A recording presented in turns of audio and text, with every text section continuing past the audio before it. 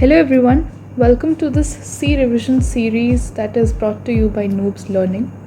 So our today's agenda is basically understanding about the loops and the necessity of loops. Why are loops important? We will be understanding the flow of execution that takes place, and today we'll be discussing in detail about for loops also.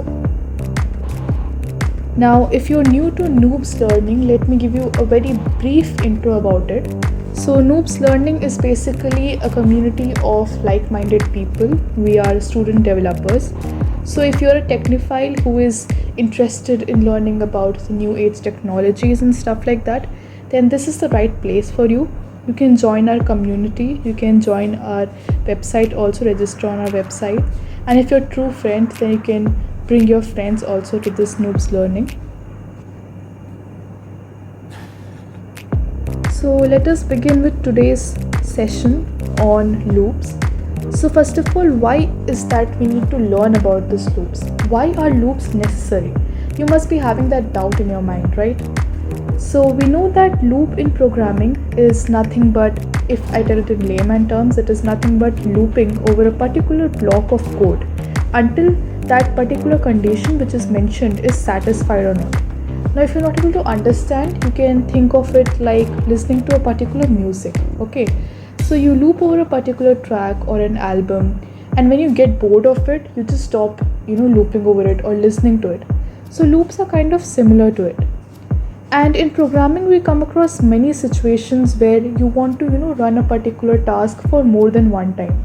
So for such situations, you need loops. So that is why we need to learn about loops. Now let us understand this concept by taking a very short example. Let us say we have two persons over here, A and B. Let us say I am A and you are B. And what I'm doing is I ask you to take a ball. Suppose we have here 6 balls present over here in front of us. These are the 6 balls. And what I'm doing is I'm giving you an instruction. I'm telling you to pick a ball and put it in the basket. Okay, here is our basket. I'm asking you to take a ball, put it in the basket. So first time what I do is I just ask you to take one ball and put it in the basket, and you do it, right? Now we have 5 balls left with us. Now what I'm going to do, I'll tell you the same thing, exact same thing which I told you before. I'll tell you pick another ball and put it in the basket. Okay, now we have 4 balls left. Now I'll tell you the same thing, pick up one more ball and put it in the basket. And I'm going to repeat this till you pick up all the 6 balls one by one and put it in the basket. Now what would your reaction be? What the hell? Are you dumb? You would think, Anjali, are you so dumb? Like, can't you just tell us to pick up all the balls one together and then put it in the basket? Why are you giving us instructions one by one, right? And then my reaction would be, okay, never mind. So what I want to convey from this example is that giving the instruction one by one like this is a very tedious process and doesn't make much sense, right? So if I am in the right state of my mind, I would just directly tell you to pick up all the 6 balls that are present on the ground and then put it in the basket instead of telling you like one by one to do it, right? So I hope you're getting what I'm trying to say. So now let us discuss something about for loop. Now in for loop, what we do is, first thing that we do in any loops is what is that it is declaration. Okay, declaration. And after declaration, we perform initialization. And after initialization, we perform the execution. Okay, so these are the 3 steps that we will be basically following to perform any kind of execution in loops. So in case of for loop, what we do is first we will declare and initialize the variable. Let's say I am declaring int. Okay, let me open this for loop. Okay, so let's say I'm declaring a variable with the name I. So I'll first declare int I, and now I'm going to initialize this variable, and I'm going to initialize it by assigning it a value 0. Okay, so a lot of people often get confused between declaration and initialization. So it is very simple, yet it is misunderstood by quite a lot of people. So declaration is very simple. By declaration, you're trying to tell the compiler the existence of a particular variable. For instance, in this case, I'm trying to tell the compiler that I have declared a variable named I, and the data type of that variable I is integer, okay, that I have declared. Now the next step what I'm doing is I'm initializing, and in case of initializing, I'm just assigning my variable I, which is already declared, I'm assigning it a value, and that value here is 0. So that is the difference between initialization and declaration. And I assign the value with the help of this operator. Okay, this is our operator, and I'm going to assign the value to my variable I. So next what I'm going to do is I'm going to apply a particular condition. Let's say I have taken one more variable. Okay, I am going to take one more variable, let's say n, which will satisfy my condition. Okay, now I'm going to do this n equal to 0. Okay, this is my condition right over here, and then I will do one more step, that is the updation process. Let's say I'll do I plus plus. Okay, so this is my basic for loop which I'm going to write here, and then the body of the for loop will open. Now a lot of people get confused in one of the topics over here, that is they get confused in this operator and this one. Okay, so the difference is quite simple. Let me just explain it to you. In this operator, the first one, equal to operator, I'm just going to assign value. Okay, let's say I have taken a variable a. Now I want to assign some value to that variable a. Let's say I want to assign a value 10. So I'll just write a equal to 10. So I'm assigning the value 10 to that particular variable a. But in case of the second one, I'm trying to compare. Okay, when there are two equal to symbols, I'm trying to compare two things. Let's say in this case over here, you can see I have written n is equal to 0. Now let's say the value of n is suppose 3. I have already performed some calculation, I have done something in the compiler, and my value of n is stored as 3. The next step that I have done is n equal to 0. So I'm basically comparing the value of n with 0. Now I already know that the value of n is 3. So if I compare 3 with 0, what will be your answer? If I say 3 equal to 0, now am I asking you, is 3 equal to 0? You will say it is false, 3 is not equal to 0. So what will the compiler give as the output? The compiler wants to tell that the output is false, but it won't write the false letter in written terms. Instead, it will give the output as 0. Okay, in computer language, if you know that 1 represents true and 0 represents false. I hope you're familiar with this, that we have discussed about it in our previous videos also, that 1 represents true and 0 represents false. So here, since 3 is not equal to 0, I'm comparing it with the help of that comparison operator. So the output is going to be false. So in that case, my output will be 0. But suppose if my n here is 0, I do some operation and my n is 0. So here what I'm doing is I'm comparing 0 with 0. I'm asking, is 0 equal to 0? And then you say, yes, it's true.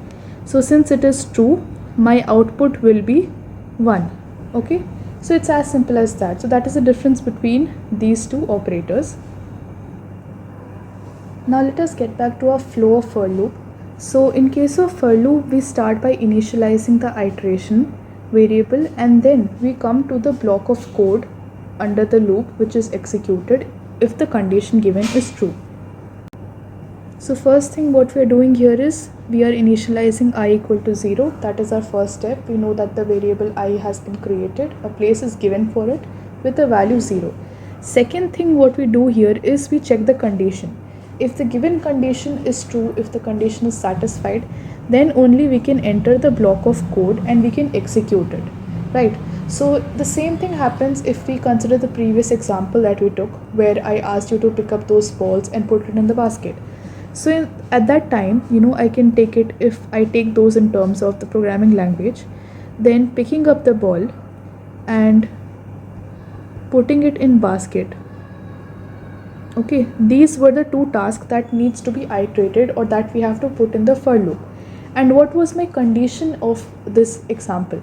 My condition was that ball equal to 0. That means I need to perform these two operations till the time my condition becomes true, or till the time my number of balls becomes 0, because all the balls are now put into the basket, right? So there's nothing left.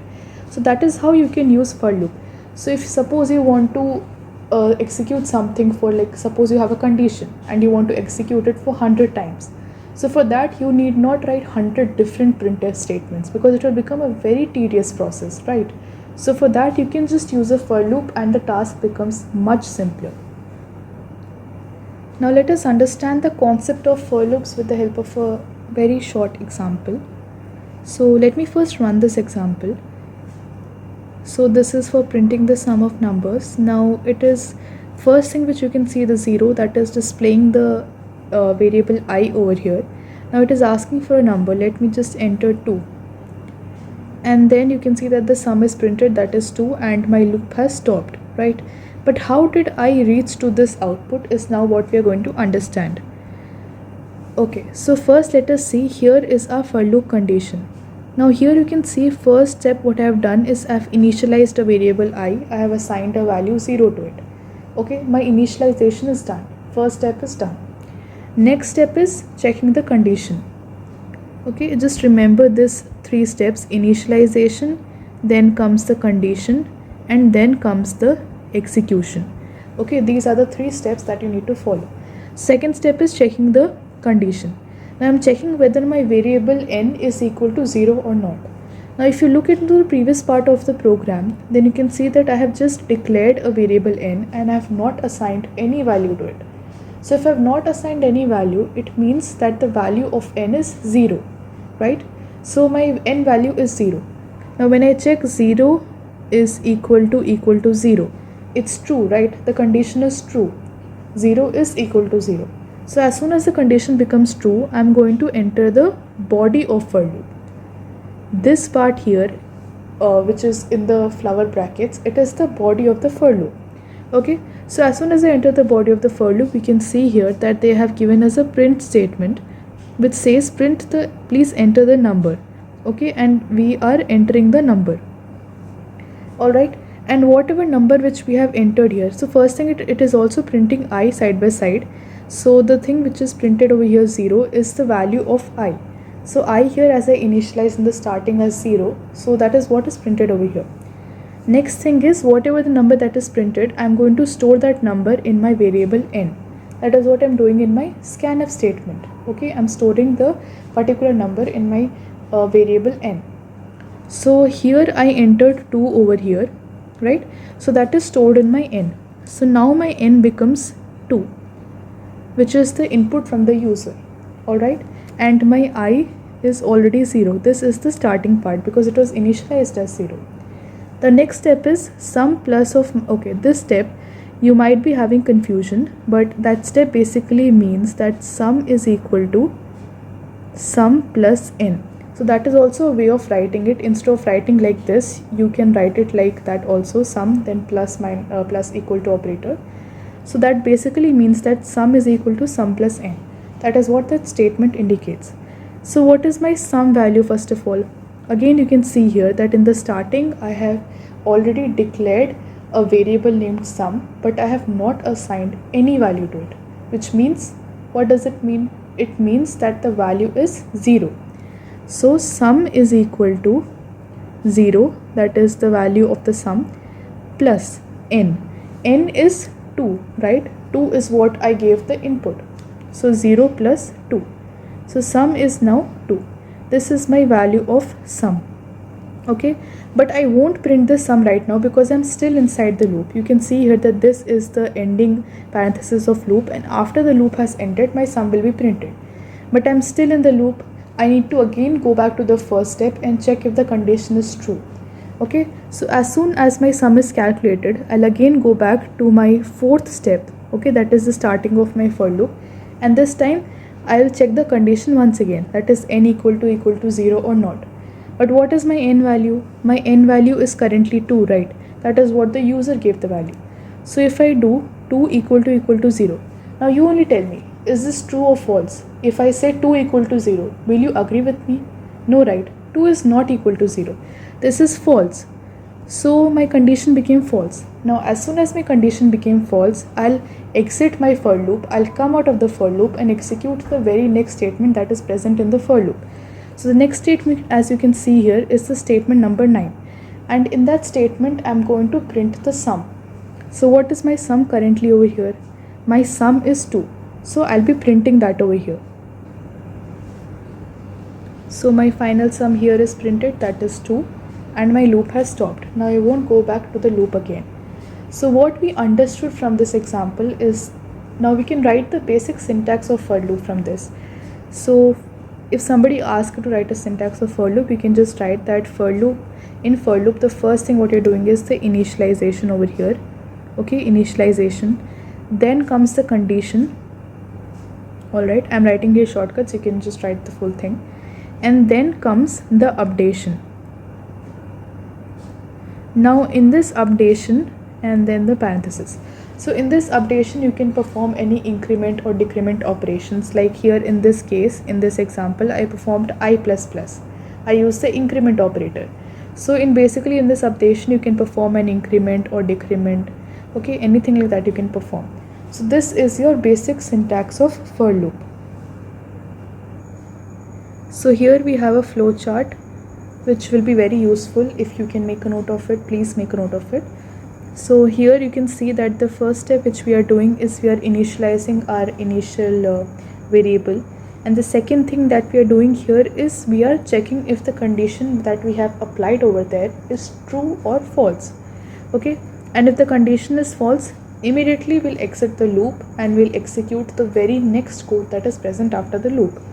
But if in case it is not false, that is if the condition is true, so we enter the loop. What we'll do is we'll execute the block of code which is present in the for loop, and then we will, as soon as we execute that block of code, we will go back to the starting part and we will perform the increment operation. And as soon as we perform the increment operation, we will check our condition. If the condition is again true, again we will enter the code of block, again we'll perform the same operation till the condition becomes false and we exit the for loop. So this is how the basic execution of for loop takes place.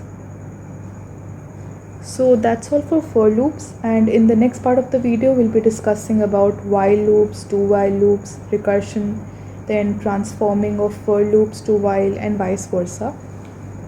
So stay tuned for the next video. So here comes the tip of the day, a small piece of motivation from our end to your end. It says programming is an art, be creative at it. It means that if you don't start writing your own codes, you will never realize the capability that a programming language holds. Thank you for watching. Hope you enjoyed the session. Happy learning.